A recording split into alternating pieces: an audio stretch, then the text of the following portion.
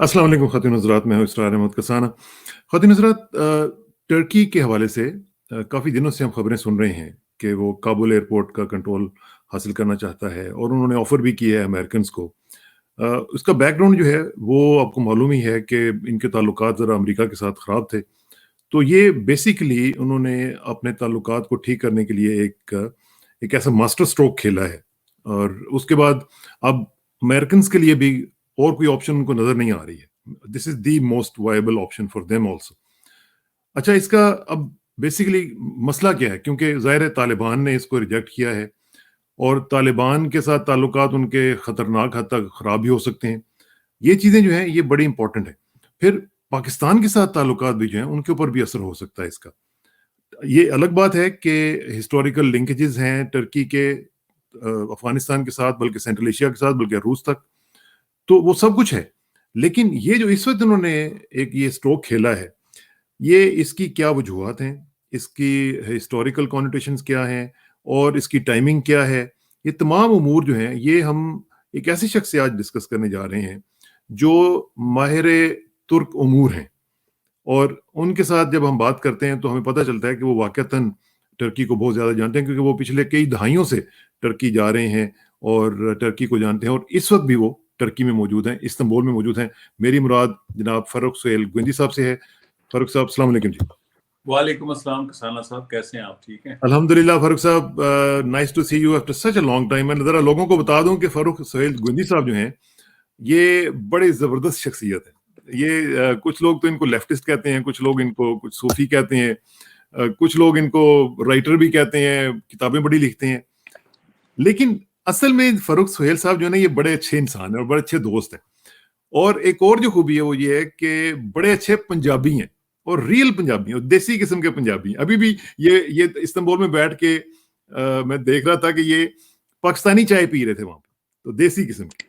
तो बहुत-बहुत शुक्रिया फ़ारूक साहब बहुत फॉर मेहरबानी फॉर कसाना योर साहब, टाइम। आपकी मोहब्बत और हाँ, आपकी मैं खलूस है। मुझे याद है कि हमने बड़े प्रोग्राम्स किए थे जब बेनज़ीर साहबा की शहादत हुई, तो उस वक़्त हमने बड़े टेलीविज़न की जो ट्रांसमिशन थी पीटीवी के ऊपर, आपके साथ बैठ के हमने की और बल्कि जनाज़े से लेकर आखिर तक हम लोग इसको कवर करते रहे।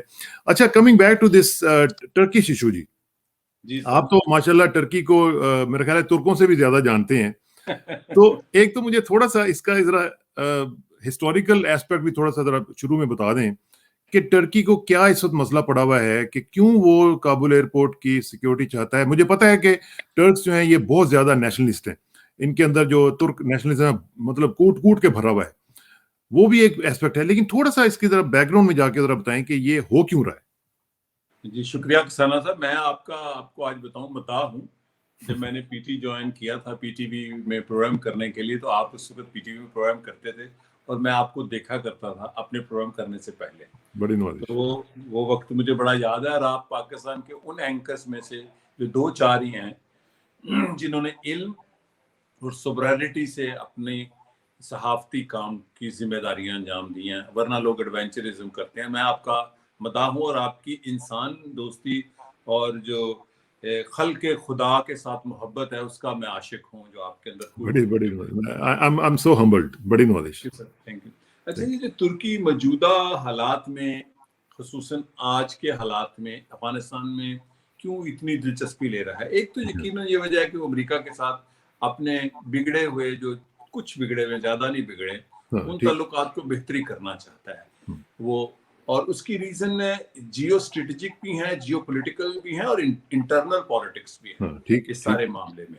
बिल्कुल ठीक। चूँकि सैंक्शंस हैं कई चीज़ों पर और जो लीरा है पिछले 10 साल में 10 नहीं 8 साल में $2.4 का लीरा था, अब तकरीबन पौने 9 लीरे का $1 है।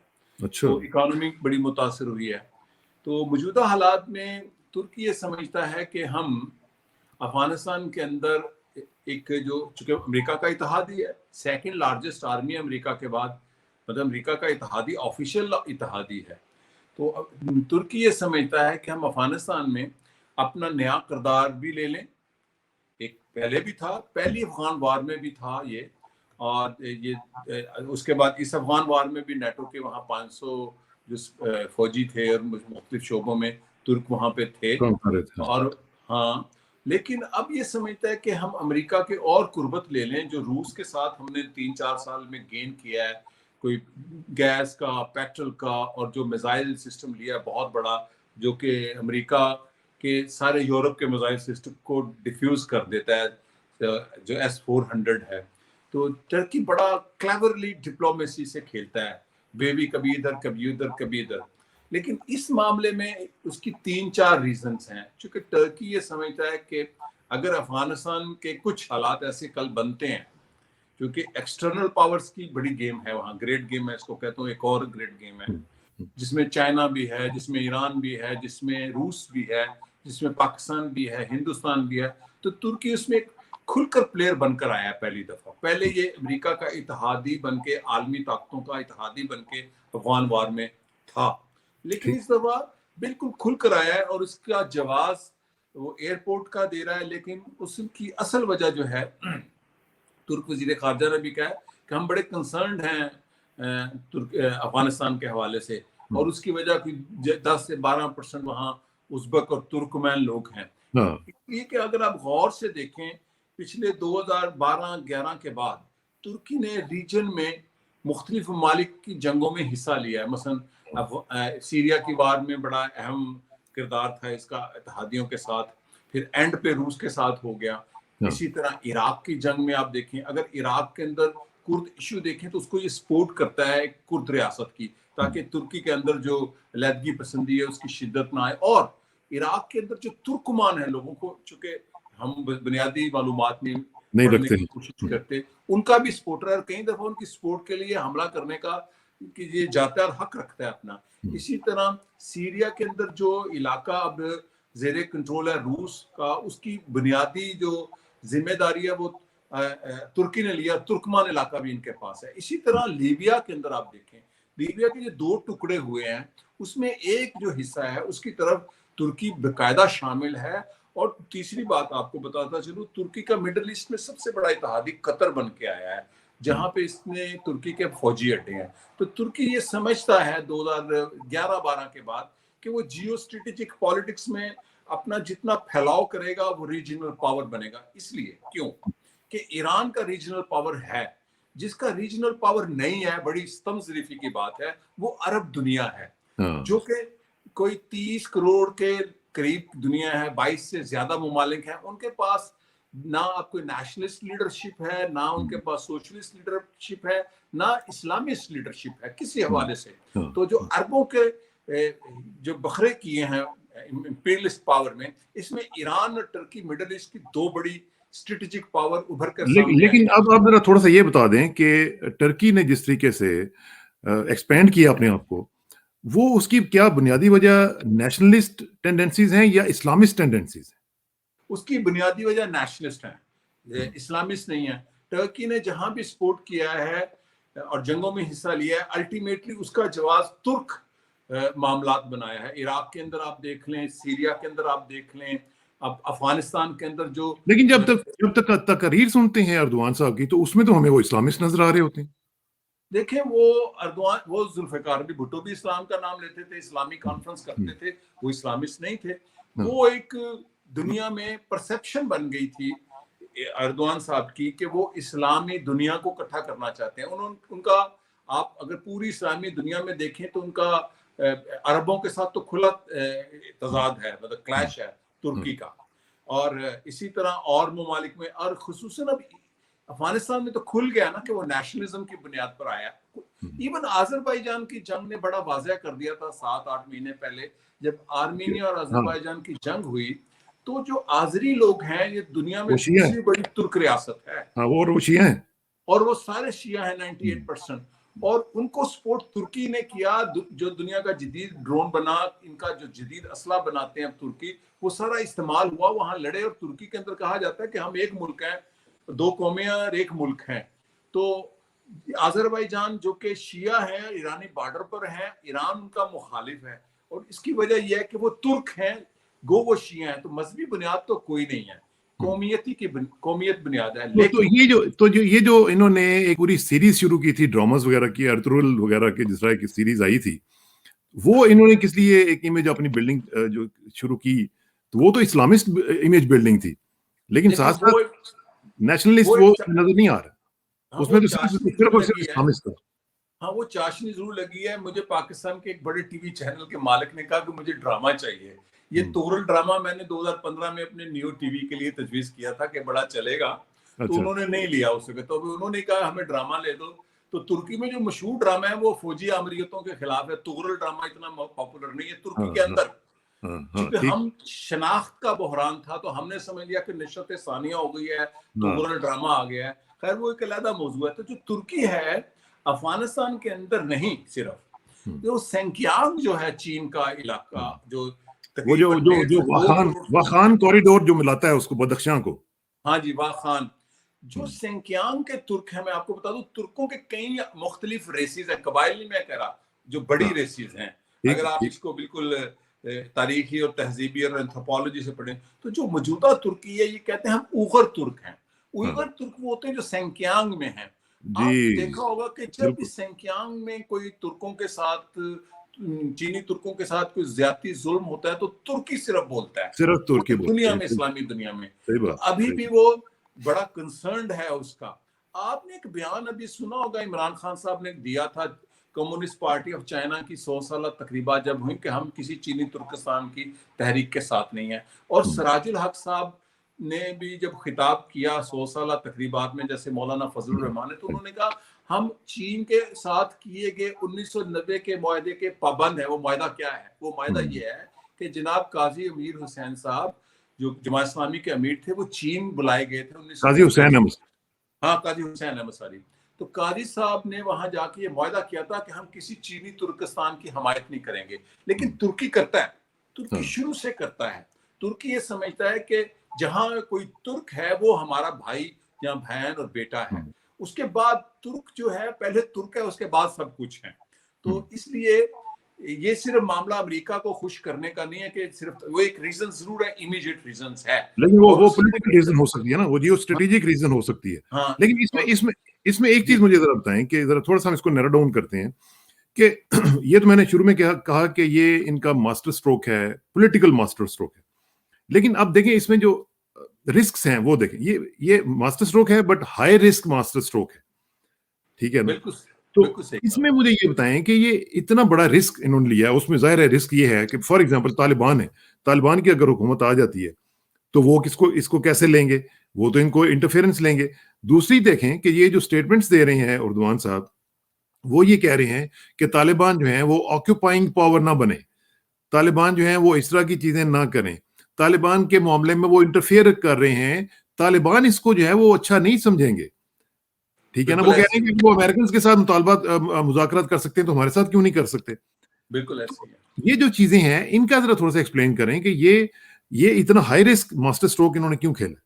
ہاں میں آپ کو بتاؤں کہ طالبان اگر لوگوں کو آپ نے بھی دیکھا پڑا کہ 28 جولائی کو 3-4 دن پہلے طالبان کا جو بانی ہے عبد الغنی برادر، وہ چین کے وزیر خارجہ کو ایک بہت بڑے وفد کے ساتھ ملے ہیں. اور بالکل یہی بات ہوئی ہے کہ ہم کسی ملیٹنٹ کو، کسی ٹیررسٹ کو، القاعدہ کو، داعش کو سپورٹ نہیں کریں گے اور ترکستان، چینی ترکستان میں مداخلت نہیں کریں گے. یہ کنڈیشن ہے چینیوں کی طالبان کے ساتھ. اور جو چینی ہے وہ افغانستان میں اپنے نئی شاہراہ بنانا چاہتے ہیں، وہ طالبان کے بغیر نہیں بن سکتی.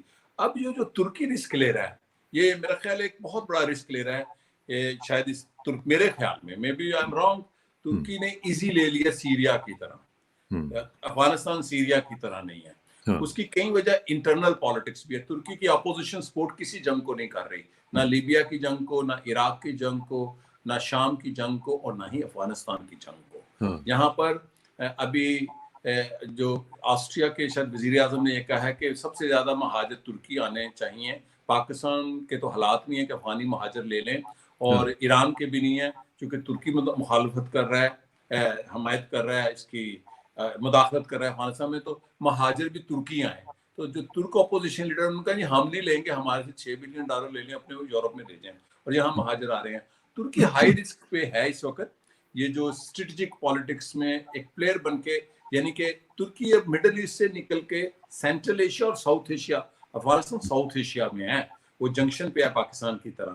ترکی اب جیو اسٹریٹجک پالیٹکس میں پلیئر بننا چاہتا ہے ایک ورلڈ پاور کے طور پر، لیکن ورلڈ پاور اکانومی کے بغیر تو نہیں بنتا۔ میں وہی بلکہ میں کہنے لگا تھا کہ لیرا کا آپ نے ابھی تھوڑی دیر پہلے ذکر کیا کہ لیرا کی یہ حالت ہے کہ لیرو لیر ہوا ہوا ہے اگر، تو مجھے صرف یہ بتائیں کہ کیا ترکی جو ہے، ٹھیک ہے نیشنلزم کے اوپر آپ یہ بیس کے اوپر یہ ساری چیزیں کر رہے ہیں، تو کیا آپ کو یہ نہیں معلوم کہ وہاں پہ پاکستان بھی ہے، وہاں پہ پاکستان کے انٹرسٹ بھی ہیں، اور اگر وہ کلیش کرتے ہیں تو پاکستان کے ساتھ آپ کے تعلقات کیا بنیں گے؟ اور دوسری طرف آپ یہ کلیم کرتے ہیں کہ آپ مسلم امہ کے ایک لیڈر کے طور پر صاحب نے ابھرنا چاہتے ہیں، تو پھر اگر آپ نیشنلسٹ لیول کے اوپر اپنے ڈیسیژنز کریں گے تو پھر امہ کہاں پہ چلے گی؟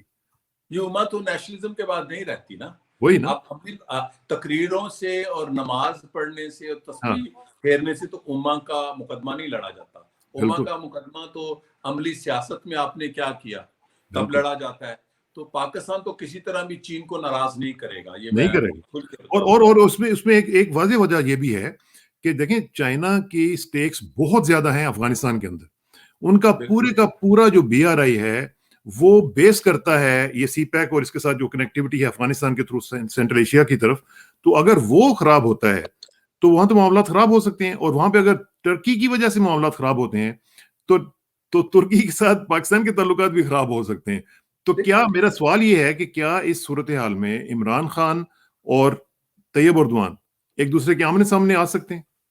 بالکل آ سکتے ہیں، اور میں آپ کو خبر دے دوں، جی خبر دینے لگا اچھا آپ کے چینل کو۔ اگلے مہینے وزیر اعظم پاکستان ترکی آ رہے ہیں، اچھا اور میری اطلاعات کے مطابق ایجنڈے میں یہی بات ہوگی۔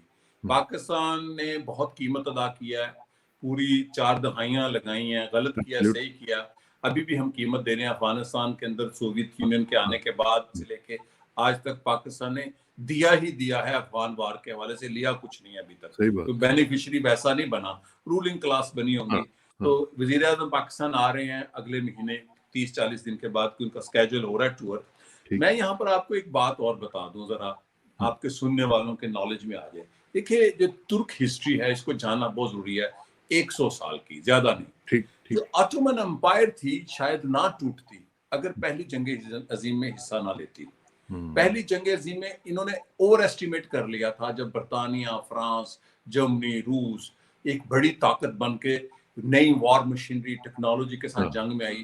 اس وقت پہلی جنگ عظیم میں ترکی نے جب حصہ لیا تو ترکی ٹوٹ گیا، آٹومن امپائر ساری بکھر گئی، 15 لاکھ لوگ ہلاک ہوئے ترکوں کے۔ روٹی کھانے کو نہیں تھی ترک سپاہیوں کی، جنہوں نے تاریخ پڑھی ہے، یہ کل ہاں کی بات ہے، ابھی ہاں 1914-15 کی۔ اس کے بعد اب اگر آپ کو آج میں پھر بتا دوں ایک، یہ کوئی اچھا یہ بڑے کھلے راز ہیں، دوسری جنگ عظیم لگتی ہے، ترکی روس کی طرف کبھی بھی نہیں رہا تقریباً۔ ہاں ہاں سوویت یونین چونکہ یہ ایک کیپٹلسٹ ملک ہے، اور روس کے ساتھ اس کی 500 سال کا تناؤ ہے جو تاریخ جانتے ہیں، لیک اور سرحدیں ہیں، اور وہاں پہ کمیونزم تھا۔ ترکی نے دوسری جنگ عظیم میں پورے برطانیہ کا دباؤ تھا، امریکہ کا دباؤ تھا، یورپ کا دباؤ تھا کہ جنگ عظیم دو میں حصہ لو۔ ترکی نے حصہ نہیں تھا لیا۔ ہاں نہیں لیا، ترکی میں عصمت انونو جو بانی تھے ترک کے ساتھ، وہ اس وقت صدر تھے۔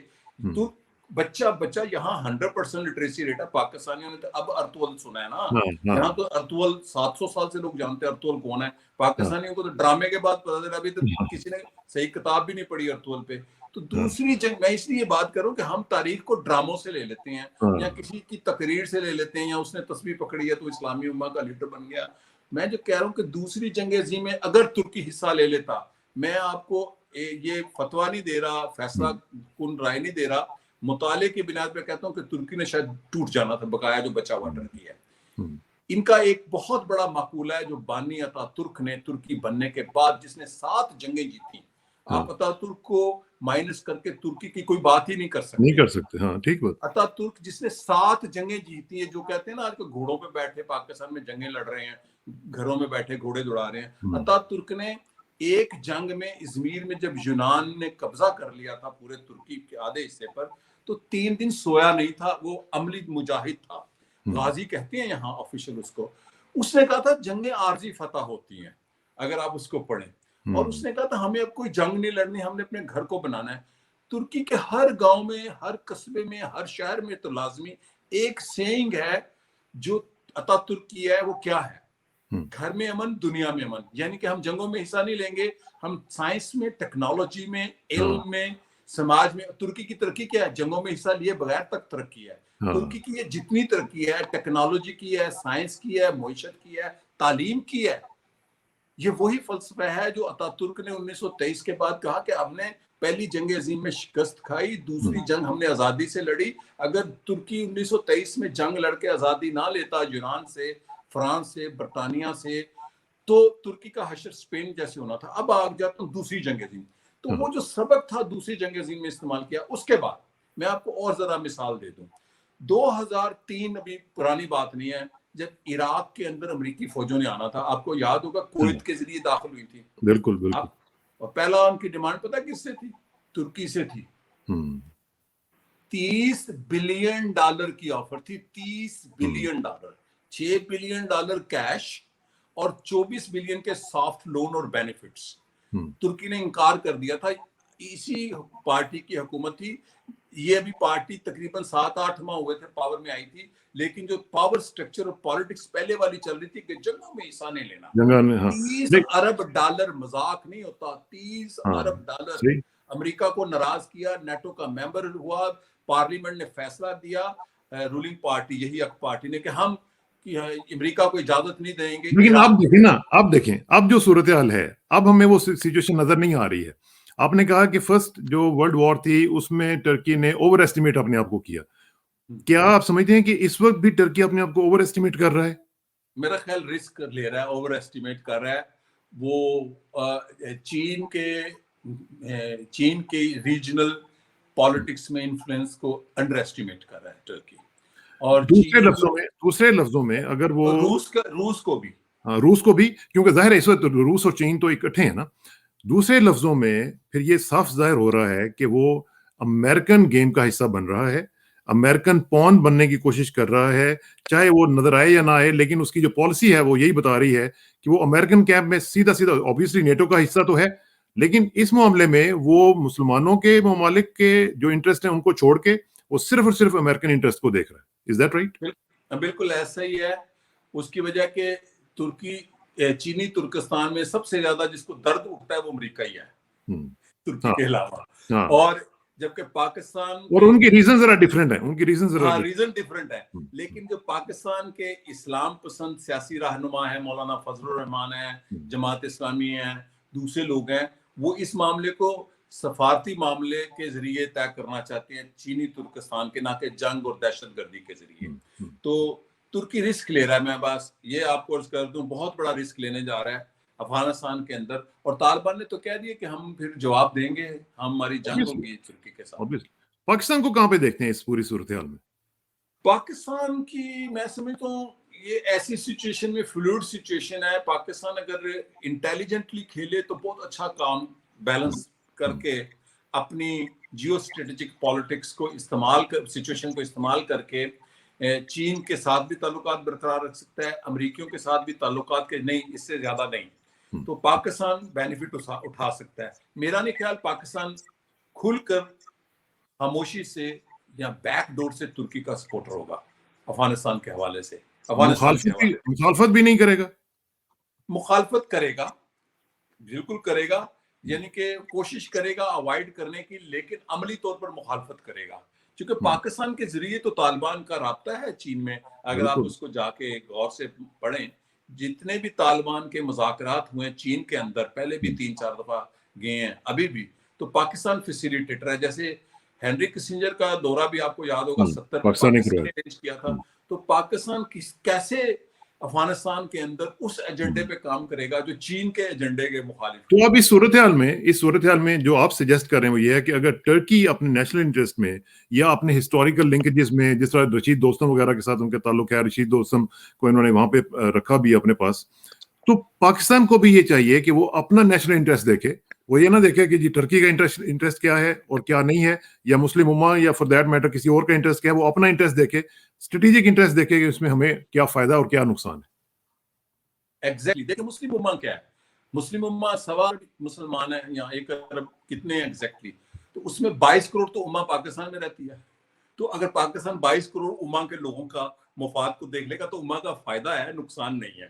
ہم اس امہ کے مسئلے کو بنا کے تیونس کو بھی شامل کر لیں، جس کے ساتھ ہمارا کوئی معاملہ لین دین نہیں ہے، تو اما کے اندر 22 کروڑ اما تو پاکستان میں رہتی ہے. دنیا کی اما کا دوسرا بڑا یا تیسرا بڑا حصہ بنگلہ دیش انڈونیشیا کے بعد پاکستان کو ہر صورت.